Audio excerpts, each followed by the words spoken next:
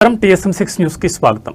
అమీన్పూర్ డివిజన్లోని టైలర్స్ కాలనీలో జలమండలి ఆధ్వర్యంలో 55 లక్షల వ్యయంతో చేపట్టనున్న మంచినీటి పైప్లైన్ నిర్మాణ పనులకు ఎమ్మెల్యే గూడెం మహిపాల్ రెడ్డి శంకుస్థాపన చేశారు.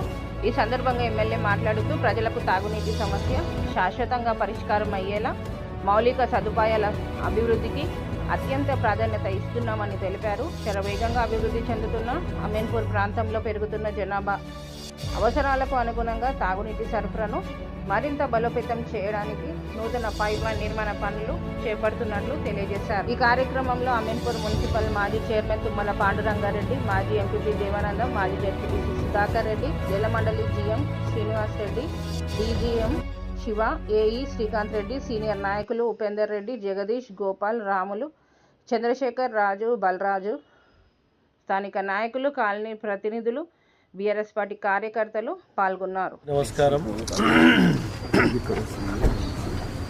గ్రేటర్ హైదరాబాద్ పరిధిలో భాగంగా అమీన్పూర్ డివిజన్లో ఈరోజు టైలర్ కాలనీలో 55 లక్షలతోటి వాటర్ పైప్ లైన్ స్టార్ట్ చేయడం జరిగింది.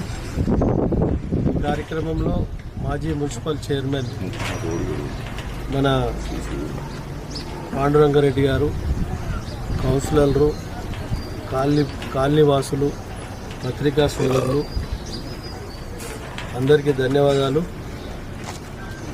Water pipe line, drainage, CC road ఇవన్నీ గట ఇంచుమించు 2 కోట్ల రూపాయలతోటి ఈరోజు పనులన్నీ కొనసాగుతూ ఉన్నాయి. మౌలిక వసతులన్నీ సమకూర్చి ఇక్కడ స్థానిక ప్రజలకు ఎటువంటి ఇబ్బంది లేకుండా వాటర్ కానీ, కరెంటు కానీ, రోడ్లు కానీ ఇంకా ఎటువంటి సమస్య ఉన్నా తప్పకుండా స్థానిక ప్రజలతో, స్థానిక నాయకులతో సేకరించి సమస్యలు పరిష్కరించుకుంటూ ముందుకు